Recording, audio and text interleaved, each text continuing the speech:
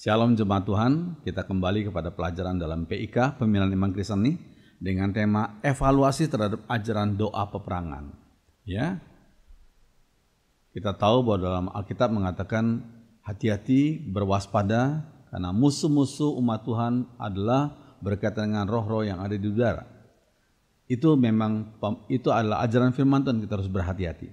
Cuma maksudnya adalah apakah ajaran tentang roh-roh yang di udara itu adalah berkaitan atau sesuai atau cocok dengan apa yang diajarkan oleh kelompok tertentu yang mengajarkan atau menekankan tentang doa peperangan ini. Mari kita berdoa.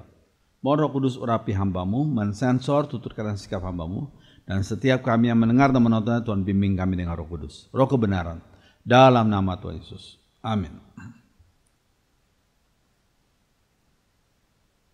Terus sekalian, hermeneutics atau ilmu tafsir Alkitab itu sangat-sangat penting.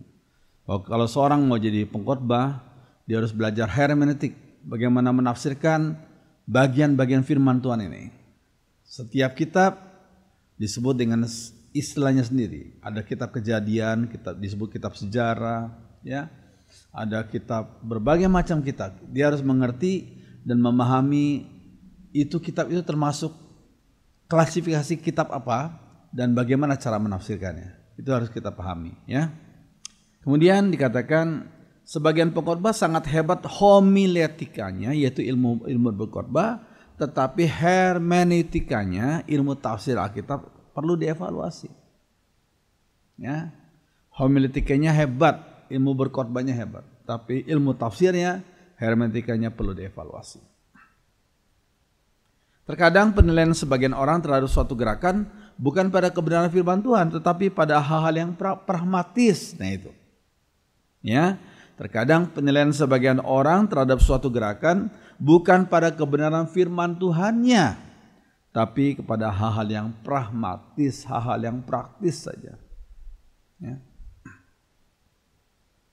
Misalnya, sebagian orang menafsirkan dari sudut ketulusan hati si pengkhotbah. Masalahnya yang tahu tulus hati atau tidak kan Tuhan, ya, dengan Roh Kudusnya, ya. Cuma sebagian orang melihat, dia pengkhotbahnya tulus hati, ya. Lalu masalahnya berguna atau tidak, dapat menolongku atau tidak dalam pergumulanku ini, ya, dalam pergumulan keluargaku, ya. Jadi pragmatis sekali, ya, dan juga pergumulan bisnisku. Jadi dia tidak memperhatikan soal benar atau tidak ajarannya, doktrinnya, tapi berguna nggak? Ya, bergunakah dengan keluargaku, dengan kehidupanku pribadi? Ya, itu sebagian orang mempunyai pemahaman pragmatis sekali. Ya, kemudian berikutnya, ya, sebagian orang berpandangan negatif terhadap mereka yang berusaha menilai roh-roh penipu tersebut. Ya, sebagian hamba Tuhan yang dipanggil Tuhan untuk diberikan karunia untuk menilai satu gerakan. Nah, oleh orang-orang sudah keranjingan dengan ajaran tertentu, mereka menilai negatif pengkhotbah atau pengajar-pengajar Kristen yang diberikan karunia untuk menilai roh-roh penipu itu. Ya. Orang tersebut dianggap sebagai pemecah persatuan gereja, yaitu, dia tuh pemecah persatuan gereja, ya. Padahal yang dicap atau dilabelin pemecah persatuan gereja itu dia mengajarkan kebenaran firman Tuhan. Atau label lain, dia nggak punya kasih itu, ya. Padahal kasih yang diajarkan itu adalah kasih yang suci, bukan kasih yang asal saja, asal damai, bukan, tapi kasih yang suci, kasih yang benar, ya. Lalu ada sebagian orang berkata, gembala sidang kita saja nggak pernah mengkritik gereja lain, ya. Ya, itu ada sebagian orang punya pandangan demikian, ya.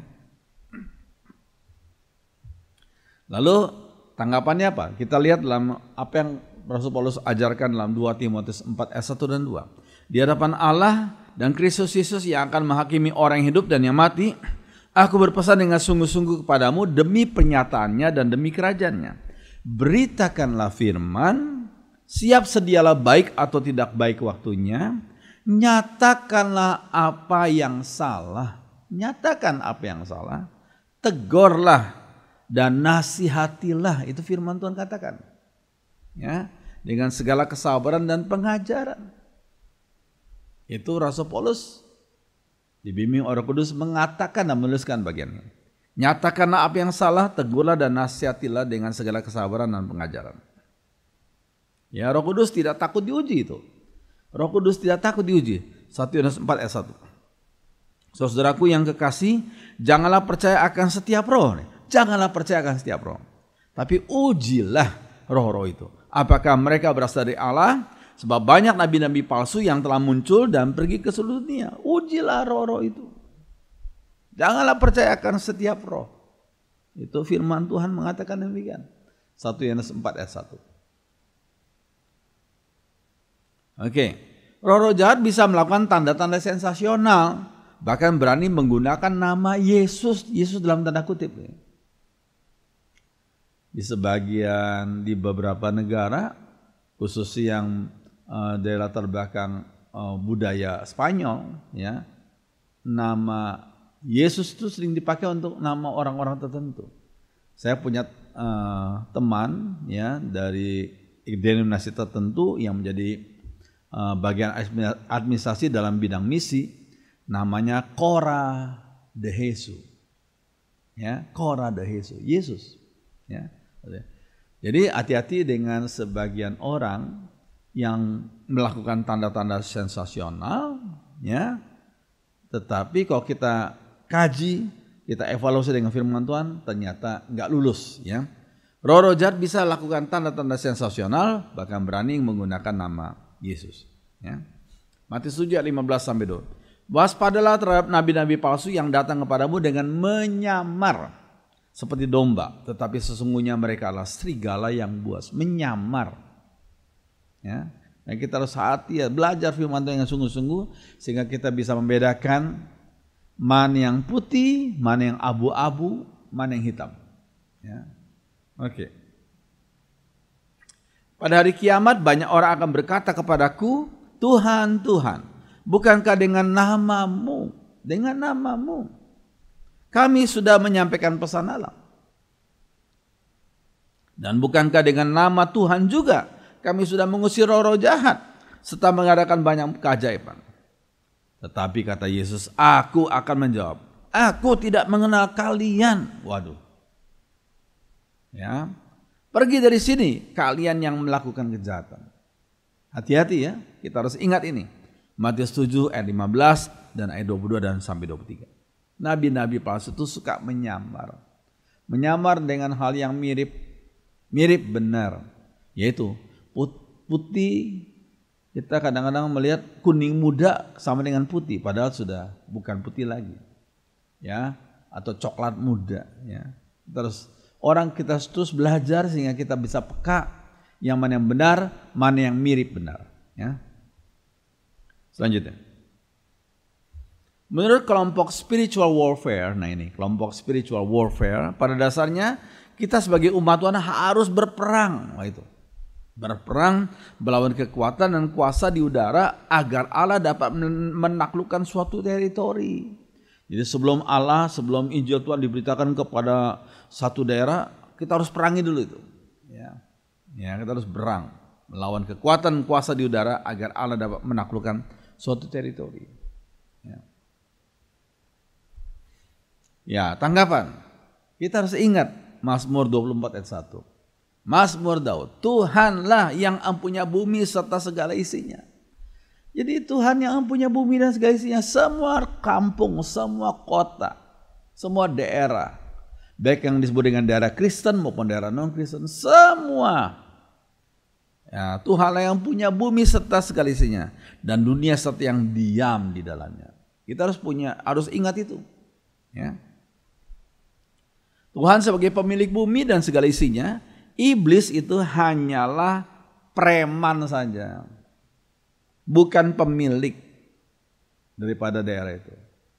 Iblis dan roh jahat cuma preman saja. Usir saja mereka. Usir saja iblis dan roh jahat dengan satu nama, itu nama Tuhan Yesus. Pergi mereka. Ya. Itu suatu hal yang penting. Nah, ajaran doa peperangan bisa dibaca dalam gerakan Latter Rain, ya, dan Kingdom Now. Ini tokoh-tokohnya, ya. Latter Rain and Kingdom Now. ajaran doa peperangan, ya. Oke, selanjutnya. Nah, doktrin ini berasumsi bahwa kerajaan Allah di bumi harus dipersiapkan. Kerajaan Allah di bumi harus dipersiapkan. Melalui peperangan rohani kita membuat dunia ini siap untuk kedatangan Yesus yang kedua. Peperangan rohani, ya. Ajaran mereka, pertama, kita harus percaya bahwa dunia ini dikuasai setan. Nah ini, kita percaya bahwa dunia ini dikuasai setan. Kedua, Yesus akan datang untuk mendirikan tahtanya di bumi ini. Itu prinsip ajaran mereka. Ya, ya, tanggapan. Masalahnya apakah makna kerajaan Allah itu? Ya, apakah makna kerajaan Allah itu? Kerajaan Allah bukan berbentuk jasmani. Sekarang ini kerajaan Allah bukanlah berbentuk jasmani, tapi berbentuk rohani, yaitu pemerintahan Allah atas kehidupan manusia di dunia ini secara rohani. Ya. Oke, ini penting sekali. Pikiran seseorang tuh rohani toh. Kita nggak bisa lihat pikiran seseorang kecuali diwujud nyatakan dengan tindakan atau dengan perkataan, ya. Terus sekalian, kerajaan Allah bukan berbentuk jasmani sekarang ini tapi rohani, yaitu pemerintahan Allah atas kehidupan manusia di dunia ini. Kerajaan Allah tidak terbatas pada teritorial, Siapa saja, di mana saja, asal orang itu percaya pada Yesus sebagai Tuhan dan Juru Selamat, di situ kerajaan Allah sudah berdiri di tempat di negara di mana orang itu berada, secara rohani, ya. Oke, Tuhan Yesuslah yang mendirikan kerajaan Allah, bukan umatnya. Nah ini, Tuhan Yesuslah yang mendirikan kerajaan Allah, bukan umatnya. Ya, ini penting sekali. Pada awal pelayanan Tuhan Yesus, Ia berkata, sejak waktu itulah Yesus memberitakan, bertobatlah sebab kerajaan surga sudah dekat. Pada awal pelayanannya, 2000 tahun yang lalu, kerajaan Allah sudah dekat. Di tengah-tengah pelayanannya, Yesus berkata, Lukas 11 ayat 20, tapi jika aku mengusir setan dengan kuasa Allah, maka sesungguhnya kerajaan Allah sudah datang kepadamu. Ya, kerajaan Allah sudah datang kepadamu. Oke. Nah, tetapi aku mengusir roh jahat dengan kuasa Allah, dan itu berarti bahwa Allah sudah mulai memerintah di tengah-tengah kalian. Itu dalam terjemahan sehari-hari. Allah sudah mulai memerintah di tengah-tengah kalian. Ya, jangan lupa dunia rohani itu yang menguasai dunia jasmani. Ya, apa yang seseorang perbuat dilihat oleh dunia ini itu berasal daripada apa yang dia pikirkan, yang dia bayangkan, yang dia iming-imingkan dalam hati dan pikirannya. Ya, ini kita perlu pahami. Nah, kepada para muridnya Yesus berkata, sebab sesungguhnya kerajaan Allah ada di antara kamu, karena mereka sudah percaya Yesus sebagai selamat. Ya. Oke, jadi kerajaan Allah itu berkaitan dengan pemerintahan Allah dalam hidup seseorang dalam dunia rohani.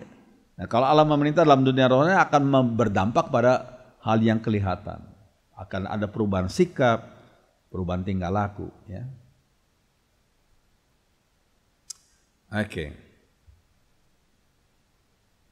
Sebab Allah sudah mulai memerintah di tengah-tengah kalian. Itu terjemahan sehari-hari dari Lukas 17 ayat 21, ya. Allah sudah mulai memerintah di tengah-tengah kalian. Ya. Mengapa Yesus mengajarkan doa datanglah kerajaanmu? Matius 6 ayat 10, ya. Datanglah kerajaan. Mengapa Yesus mengajar berdoa demikian? Untuk menantikan intervensi ilahi dalam merealisasikan kerajaan Allah secara fisik dan sempurna, itu loh.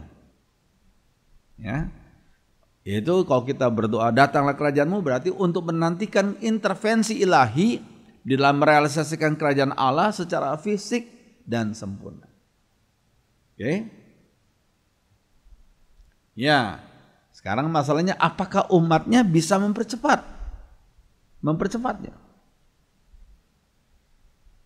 2 Petrus 3:12 mengatakan, yaitu kamu yang menantikan dan mempercepat kedatangan hari Allah. Mempercepat kedatangan hari Allah.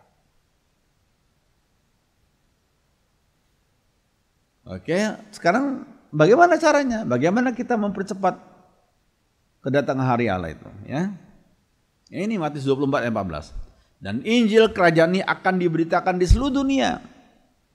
Makanya setiap umat Tuhan harus berPI, bersaksi. Ya, Injil kerajaan ini akan diberitakan di seluruh dunia. Jadi kesaksian bagi semua bangsa. Sesudah itu barulah tiba kesudahannya. Kesudahannya. Ya. Oke, jadi kita harus berpartisipasi dalam memberitakan Injil kerajaan Allah. Ya, di berbagai tempat di mana kita ada. Ya, kita berada. Teknologi komunikasi banyak menolong. Dan aniaya yang Tuhan izinkan juga terjadi. Ya ini. Dan aniaya yang Tuhan izinkan terjadi. Jadi ini merupakan cara Roh Kudus bekerja memberitakan Injil. Ya. Dengan cara Roh Kudus bisa pakai teologi dengan teknologi komunikasi. Sekarang luar biasa. Dan di tempat-tempat tertentu aniaya terjadi. Yang Tuhan izinkan terjadi pada kehidupan umatnya. Nah, sekarang kita lihat selanjutnya. Nah ini sekalian. Ini adalah gambar dari para migran. Ya ini gambar beberapa tahun yang lalu ya. Sedikitnya 80 migran di Hamburg di Eropa itu telah bertobat kepada Kristen. Ya, sudah lihat ini orang-orang dari tempat tertentu, dari negara tertentu di Asia, mereka lari ke Eropa karena di tempat mereka berada waktu lalu terjadi aniaya ya dari kelompok tertentu. Ya, dikatakan converted to Christianity from Islam in mass baptism. Ya, jadi dilakukan baptisan massal ya dari agama lain kepada kekristenan. Ya. Ini foto ini sudah beberapa tahun yang lalu. Dan kita dengar justru di Eropa itu ada banyak orang pindah karena di negaranya mereka mengalami tantangan yang berat sekali. Tetapi waktu mereka sampai di Eropa, mereka justru bertobat terima Yesus sebagai Islam. Ya. Jadi pertobatan massal di situ yang dari kaum migran ya. Oke, menurut ajaran doa peperangan, gereja akan disempurnakan melalui rasul-rasul dan nabi-nabi modern. Nah itu, penganut doa peperangan berkata, zaman sekarang ini ada rasul-rasul dan nabi-nabi modern. Lalu Yesus akan datang kembali bagi pengantinnya yang murni dan sangat kuat. Oke, ya. Tanggapan. Nah, kita lihat Efesus 2 ayat 20. Yang dibangun di atas dasar para rasul dan para nabi dengan Kristus Yesus sebagai batu penjuru. Gereja Tuhan dibangun di atas dasar para rasul dan para nabi dengan Kristus Yesus sebagai batu penjuru. Nah, gereja Tuhan dibangun di atas dasar para rasul itu perjanjian baru. Ya, perjanjian baru. Perjanjian baru ditulis oleh para rasul, ya. Dan para nabi yaitu perjanjian lama. Ya. Dengan Kristus sebagai batu penjurunya. Nah, itu kita harus paham, ya. Nah, ada sekitar 40 nabi dan rasul yang diberi wahyu Tuhan untuk menuliskan firman Tuhan. Ada sekitar 40 nabi dan rasul yang diberi wahyu Tuhan untuk menuliskan firman Tuhan, yaitu Alkitab itu. Ya. Setelah kematian ke-12 rasul Tuhan, jabatan rasul sudah tidak ada lagi. Namun karunia kerasulan masih ada. Jabatan rasul diberikan hak, orang yang diberikan jabatan rasul diberikan hak untuk menulis firman Tuhan. Dan itu sudah lengkap, itu perjanjian baru. Nah, setelah kematian ke-12 rasul Tuhan, nggak ada lagi jabatan rasul. Yang ada adalah karunia kerasulan. Ya, kita lihat selanjutnya. Ya. Nah, ini ada sebagian orang mengatakan dalam doanya, urapi hambamu, ya, pada waktu berdoa untuk sebelum khotbah ya. Urapi hambamu ini dengan pewahyuan yang baru. Waduh. Kalau pengkhotbah diberikan pewahyuan baru berarti ada wahyu baru. Alkitab ini tidak lengkap hanya sampai wahyu. Masih terbuka karena ada pewahyuan baru bagi nabi-nabi yang baru dan rasul-rasul baru sekarang ini. Nah, itu keliru. Itu keliru. Ya. Nah, harusnya doanya begini. Urapi hambamu dengan Roh Kudus agar ia bisa menjelaskan firman Tuhan sesuai dengan makna aslinya itu.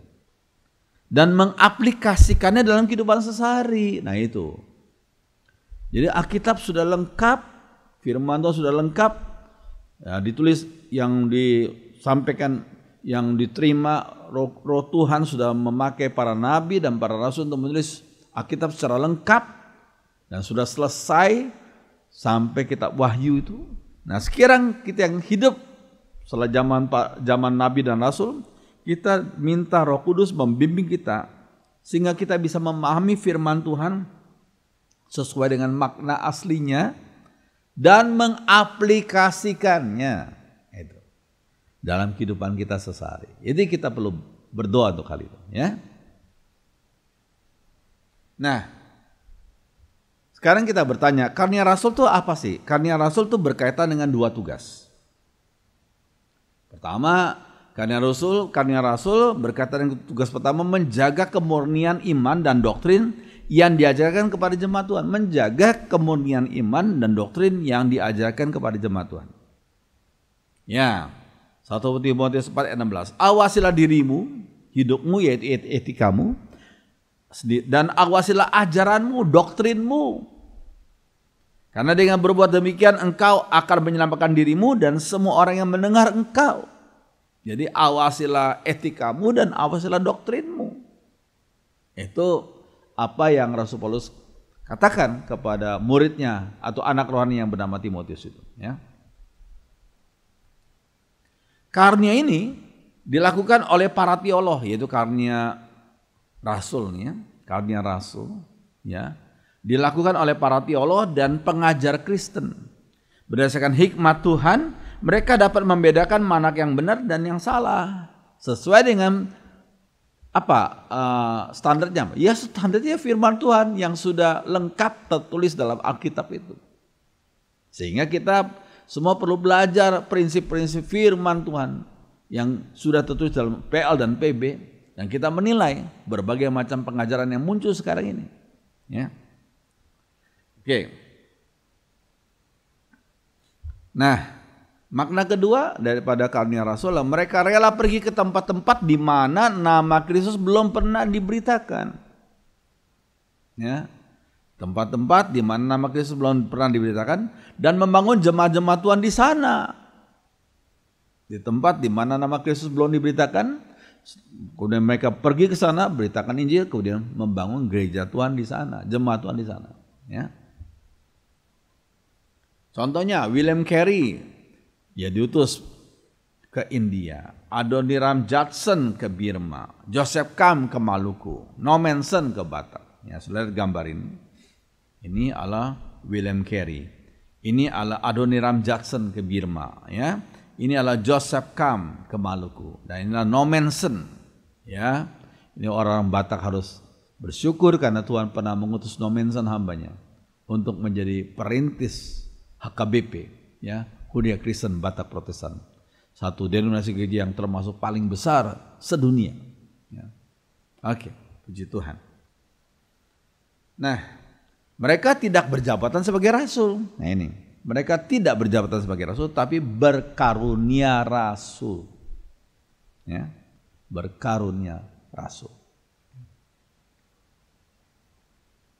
Selanjutnya, kata nabi berasal dari kata nava. Nava artinya juru bicara Allah. Nava, juru bicara Allah. The spokesperson of God. Ya. Jabatan Nabi berkata dengan mereka yang diberikan hak istimewa untuk menerima wahyu baru dari Tuhan yang kemudian menjadi bagian dari kitab suci itu Alkitab. Nah itu, ya. Itu jabatan nabi. Oke? Setelah Alkitab lengkap ditulis, jabatan nabi sudah tidak ada lagi. Tapi karunia kenabian masih berlangsung sampai Yesus datang kedua kali. Jabatan nabi sudah selesai. Alkitab sudah lengkap tertulis kok. Firman Tuhan sudah lengkap tertulis, yaitu Alkitab. Yang ada cuma karunia nabi masih berlangsung sampai Yesus datang kedua kali. Nah, Alkitab yang sekarang sudah komplit ditulis. Tidak ada wahyu baru. Itu kita harus ingat. Wahyu 22 ayat 18 dan 19. Ya. Katakan, aku bersaksi kepada setiap orang yang mendengar perkataan-perkataan nubuat dari kitab ini. Jika seorang menambahkan sesuatu kepada perkataan-perkataan ini, maka Allah akan menambahkan kepadanya malapetaka-malapetaka yang tertulis dalam kitab ini.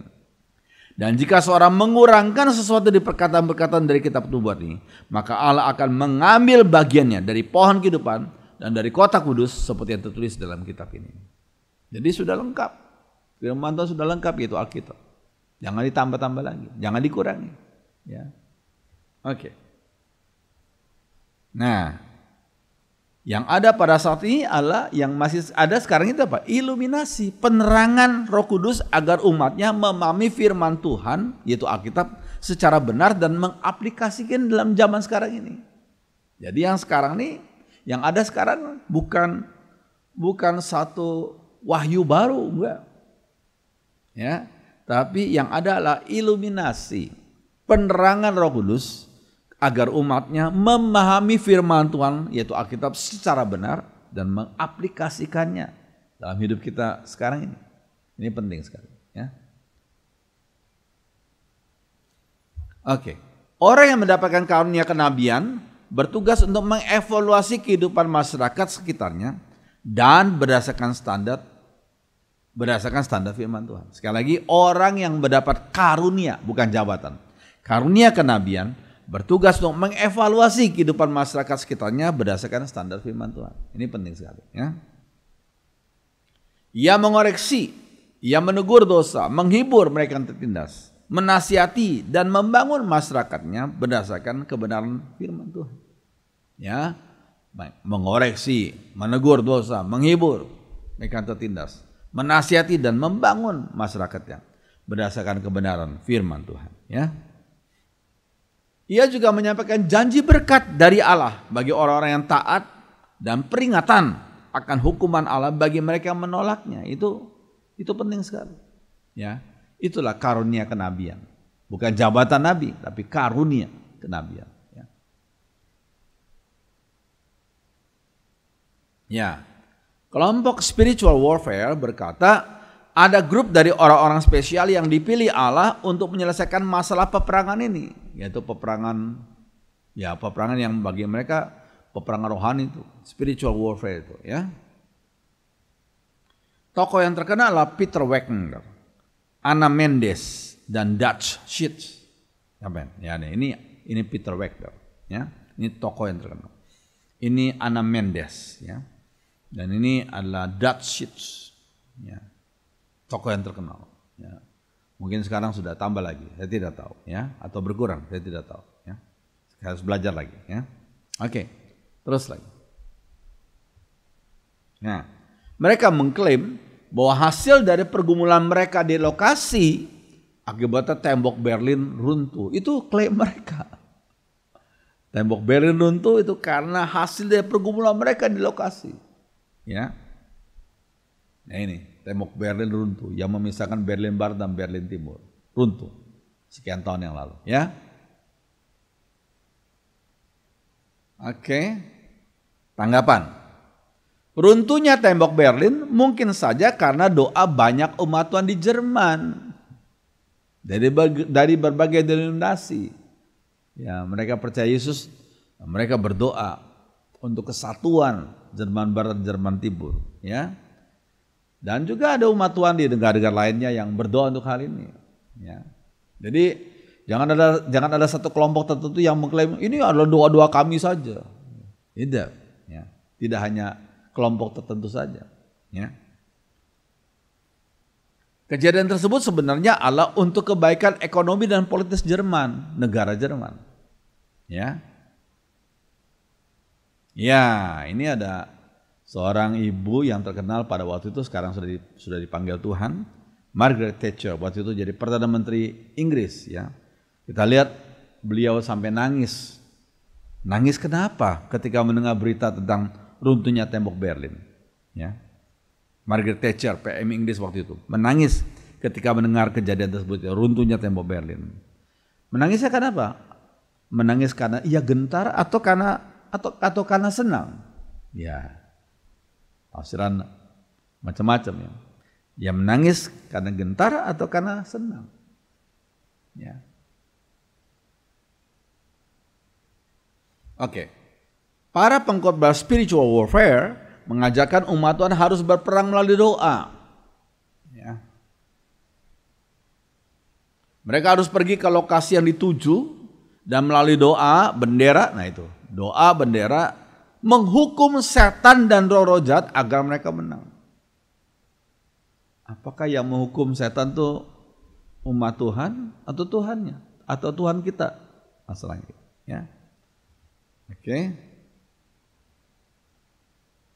Dikatakan para pengikut ajaran ini harus melakukannya, yaitu dengan pergi ke lokasi itu dengan doa bendera menghukum setan dan roh-roh jahat agar mereka menang, gitu ya.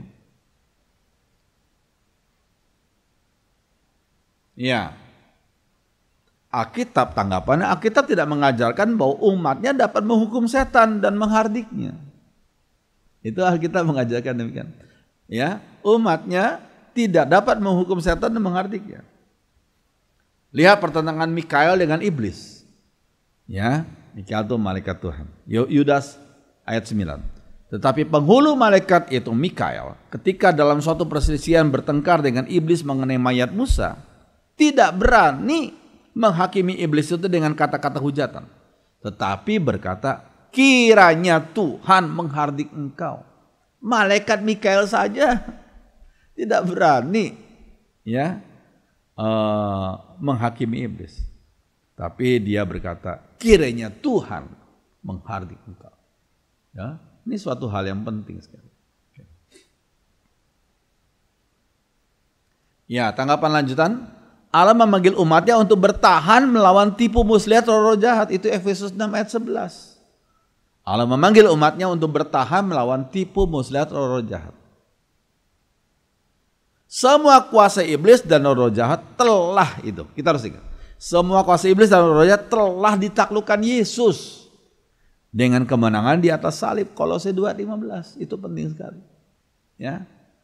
Jadi yang menaklukkan kuasa iblis dan roh jahat itu hanya satu, yaitu Yesus saja. Tuhan Yesus Kristus itu saja di atas salib. Ya. Ya, pada salib itu Kristus membuat segala roh-roh yang memerintah dan berkuasa menjadi tidak berdaya lagi. Jadi kita sebagai umatnya Kristus, kita mengimani kejadian 2000 tahun yang lalu dan kita berkata, hai iblis, hai roh jahat, kami umat Tuhan Yesus. Kami percaya kalian sudah ditaklukkan oleh Kristus di atas salib 2000 tahun yang lalu. Itu yang harus kita lakukan. Ya. Oke. Nampak ya taktik-taktik yang diajarkan oleh pengajar spiritual warfare menurunkan kuasa Yesus dan meninggikan manusia menjadi Allah-Allah kecil. Harus hati-hati situ. Ya. Manusia nggak boleh ditinggikan seperti anak-anak kecil. Ya, nggak boleh. Pengkhotbah yang hebat sekalipun, pendeta yang hebat sekalipun, kita jangan meninggikan mereka menjadi seperti anak-anak kecil. Ya. Nah, mereka berkata pada akhirnya Yesus butuh mereka untuk mendirikan kerajaannya. Oke. Seorang bernama Ian Cipto, dia berkata doa keliling adalah profetik untuk mengikat penguasa jahat yang menguasai dan merusak wilayah atau daerah tertentu baik secara fisik atau rohani dan doktrin. Ya, dalam bukunya halaman 3 itu. Ya. tentang doa peperangan, ya, halaman 3. Yang ditulis oleh dia, Incipto, ya. Oke. Nah, tanggapan. Kata mengikat dari Matius 12 ayat 29. Atau bagaimanakah orang dapat memasuki rumah seseorang yang kuat dan merampas harta bendanya jika tidak diikatnya dahulu orang kuat itu? Sesudah diikatnya barulah dapat ia merampok rumah itu. Sekalian, konteksnya adalah Tuhan baru saja menyembuhkan orang buta dan bisu karena kerasukan roh jahat. Ya, ayat 22. Ya. Respon orang-orang Farisi adalah orang ini, kata mereka, hanya bisa mengusir roh jahat. Karena Beelzebul, kepala roh jahat, telah memberi kuasa itu kepadanya. Jadi orang-orang Farisi malah menuding Yesus itu dikuasai oleh kuasa Beelzebul. Ya. Respon Tuhan bagaimana? Jika benar hal itu, apa yang ditudingkan oleh orang-orang Farisi itu, maka kerajaan iblis sudah terpecah-pecah dan hancur. Ya. Itu. Jadi yang mengikat roh jahat bukan kuasa lain. Hanya kuasa nama Tuhan Yesus saja. Ini penting sekali. Hanya kuasa nama Tuhan Yesus saja. Oke, selanjutnya. Target utama dari doa keliling. Pertama, meruntuhkan benteng-benteng. 2 Korintus 10 ayat 4-5. Ada benteng-benteng yang dibangun oleh keangkuhan manusia. Misalnya penyembahan di gunung-gunung, ritual-ritual di pantai laut. Ya. Katanya ada ditulis begini. Ada pengalaman yang kami pernah alami. Kami perkatakan firman. Kami kucurkan anggur darah Yesus. Nah ini. Mereka menyebut anggur darah Yesus, ya. Dan kami berkata, api yang dari surga membakar tempat ini. Dan betul, setelah 1 bulan tempat itu terbakar. Itu klaim mereka. Oke. Hati-hati ya. Sebagian orang tuh playing God ya. Berperan seperti Allah. Nah, hati-hati, anggur itu yang dipakai sebagai anggur penjambung itu jangan dijadikan jimat. Jangan dijadikan jimat. Walaupun sudah didoakan, jangan dijadikan jimat anggur itu, ya. Darah atau hidup Yesus Allah untuk menyucikan dan menebus umatnya. Bukan untuk menebus suatu tempat. Ini suatu hal yang penting. Ini darah Yesus, tubuh Yesus untuk menebus umatnya. Bukan untuk menebus suatu tempat. Ini kita perlu pahami. Ya. Rasul Yohanes dan Yakobus sebelum terima Roh Kudus pernah mau minta api untuk membakar kampung Samaria. Yaitu, ya, lihat ayat berikutnya ya. Kita lihat ya.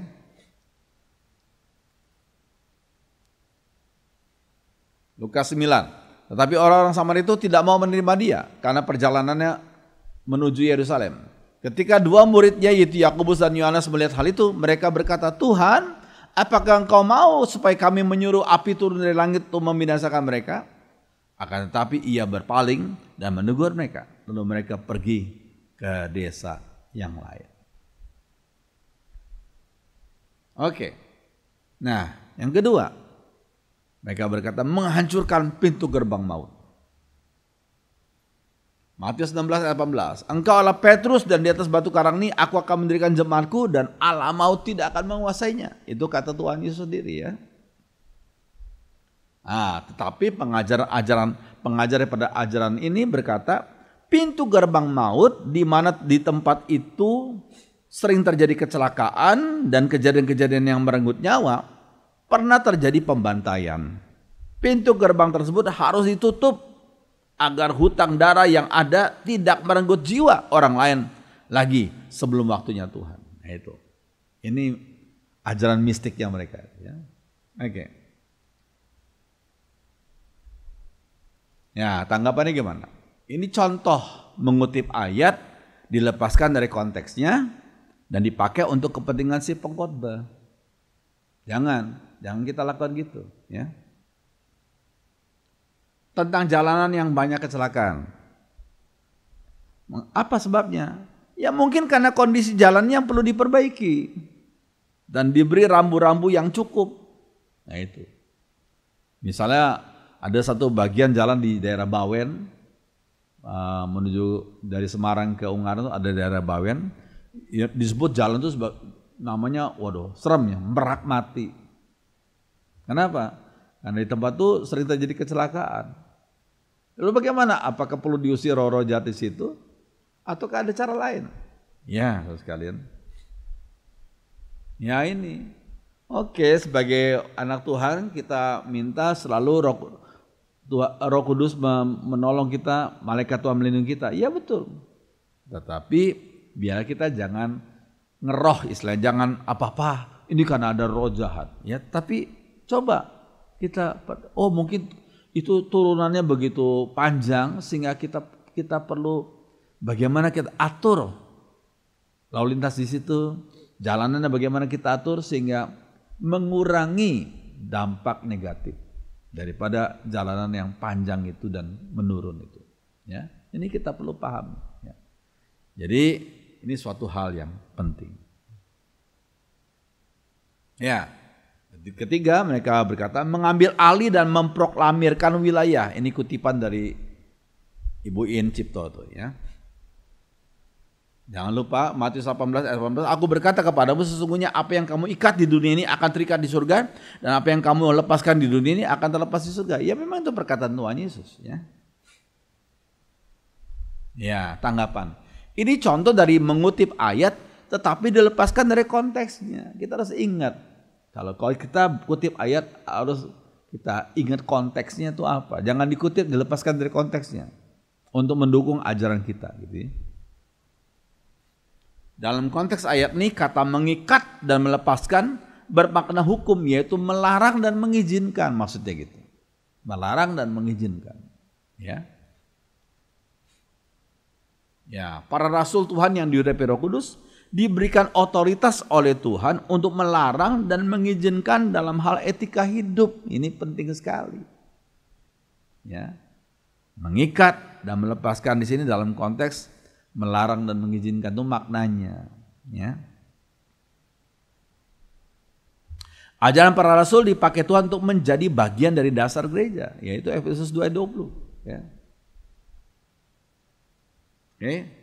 Nah, dikatakan yang dibangun di atas dasar para rasul, perjanjian baru, dan para nabi, yaitu perjanjian lama, dengan Kristus Yesus sebagai batu penjuru. Sehingga saudara sekalian, kalau kita dengar seorang berkhotbah hebat, semangat, nah kita perlu tanya, kamu pernah belajar di mana? Sekalian firman Tuhan berkata, janganlah banyak orang mau jadi guru, ya. Seorang yang mau bagi guru dia akan dituntut lebih banyak, ya, sehingga dia harus belajar dulu. Ya, ini suatu hal yang penting. Belajar firman Tuhan. Ya. Ada banyak sekolah yang baik. Ya. Supaya jangan salah ajar. Ya. Sekarang masalahnya mengapa ajaran doa peperangan menjadi populer? Jadi populer. Ya, tanggapan sebagian generasi gereja sekarang ini telah terpikat dengan worldview mistis. Pandang dunia yang mistis. Yang menafsirkan semua pengalaman dari kerangka mistis, bukan dari kategori yang diajarkan Alkitab. Atau ada juga yang menafsirkan ayat Alkitab secara keliru, yaitu pandangannya mistis, ya keliru penafsirannya tentang ayat Alkitab.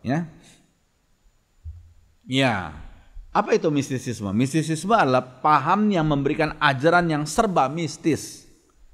Ajarannya rahasia, tersembunyi, terselubung, sehingga hanya dikenal dan dipahami oleh orang-orang tertentu saja, terutama oleh pengikutnya. Yaitu mistisisme. Ya. Ajarannya juga serba subjektif. Mistisisme itu ajarannya serba subjektif. Tidak ada pedoman dasar yang universal dan yang otentik, nggak ada.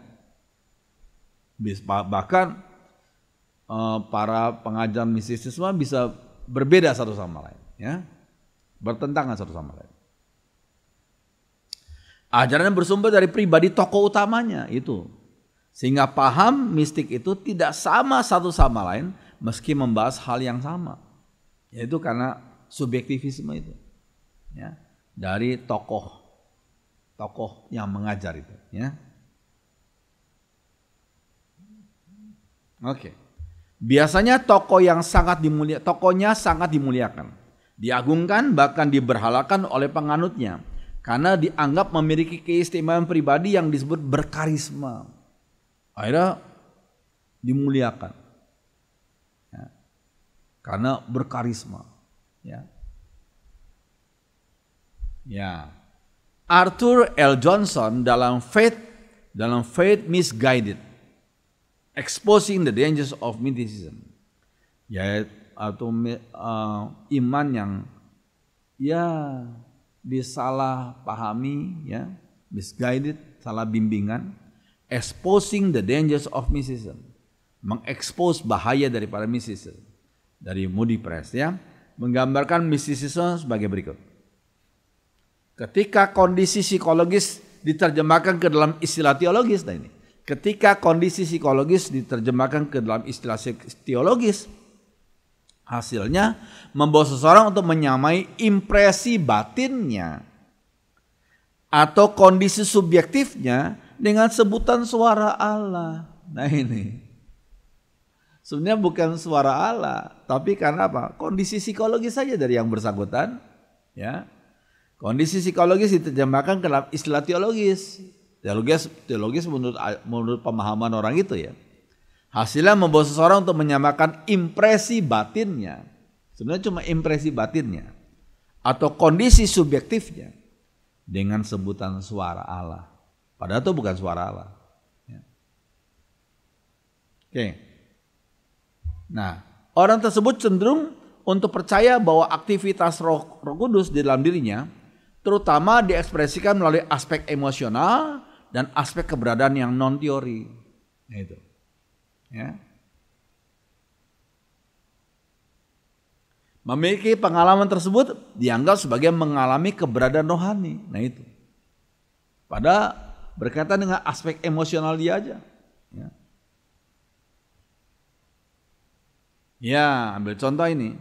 Orang katanya dijamah Roh Kudus, ya, sampai begini, ya, jatuh, tertawa-tawa, ya. Ya, kita melihat misal dalam beberapa tahun yang lalu itu ada namanya gerakan Toronto Blessing, padahal sebenarnya bukan blessing, ya, bukan berkat. Sekalian, jangan lupa loh, Amsal 14 ayat 13, di balik tawa mungkin ada tangis. Kegembiraan dapat berakhir dengan kedukaan. Nah itu. Tertawa tidak sama dengan sukacita. Di balik tawa mungkin ada tangis. Kegembiraan dapat berakhir dengan kedukaan. Ya. Oke. Ya. Karena Alkitab adalah kitab yang otoritatif bagi semua orang Kristen, mistisisme secara salah bergeser dari Allah kepada interpretasi pengalaman intuitif yang bersifat pribadi. Nah, ini kita perlu. Saya ulangi lagi ya. Karena Alkitab adalah kitab yang otoritatif bagi semua orang Kristen, mistisisme secara salah bergeser dari Allah kepada interpretasi pengalaman intuitif yang bersifat pribadi. Jadi pengalaman intuitif aja daripada orang tersebut. Sifatnya pengalaman pribadi aja. Tapi dia klaim ini suara Allah. Ini yang seringkali membingungkan sebagian orang, menyesatkan sebagian orang. Ya, itu hanya sekedar pengalaman intuitif daripada orang tertentu, ada pemimpin tertentu yang sifatnya pribadi sebenarnya. Tapi diklaim ini suara Allah. Gitu. Ini. Padahal pengalaman hidup seseorang perlu dinilai oleh otoritas firman Tuhan yang menjadi standar objektif, bukan subjektif. Firman Tuhan yang menjadi standar objektif. Ya. Bentuk mistisisme mendominir zaman kita. Cerita, pengalaman-pengalaman menjadi dasar untuk memformulasikan kepercayaan tersebut. Dan bukan belajar firman Tuhan. Nah ini yang terjadi sekarang ini. Bentuk-bentuk mistisisme mendominir zaman kita. Cerita dan pengalaman-pengalaman menjadi dasar untuk memformulasikan kepercayaan tersebut. dan bukan belajar firman Tuhan. Ya, pengalaman pribadi saja sebenarnya.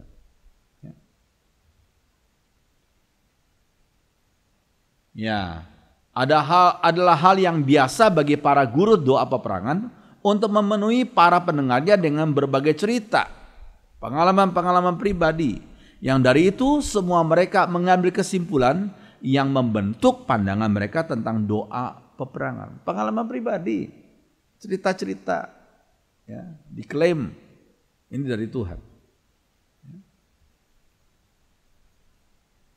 Sering khotbah yang berdasarkan cerita dan pengalaman pribadi ini menghasilkan pendekatan kepada doa peperangan yang dibangun di atas hal-hal yang praktis dan teknis yang tidak lebih dahulu dinilai oleh firman Tuhan. Nah itu.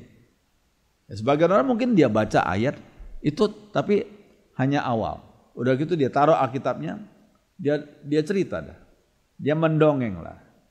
Dan orang nggak diajar untuk apa? Untuk mendalami firman Tuhan yang dibaca tadi. Ya. Oke. Ya, jangan lupa 2 Timotius 4 ayat 3-4. Karena akan datang waktunya orang tidak dapat lagi menerima ajaran sehat, tapi mereka akan mengumpulkan guru-guru menurut kehendaknya untuk memuaskan keinginan telinganya. Mereka akan memalingkan telinganya dari kebenaran dan membukanya bagi dongeng. Hati-hati ya. Ini terjadi sekarang ini. Di mana-mana, di berbagai tempat. Ya.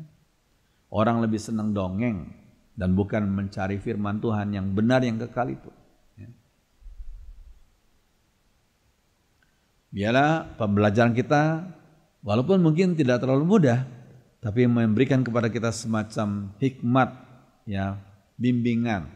Silakan sudah memutar lagi, mendengar lagi, menonton lagi, sehingga kita semua boleh dibimbing oleh kebenaran firman Tuhan yang kekal, yang tidak pernah berubah dari dulu, sekarang, sampai selama-lamanya.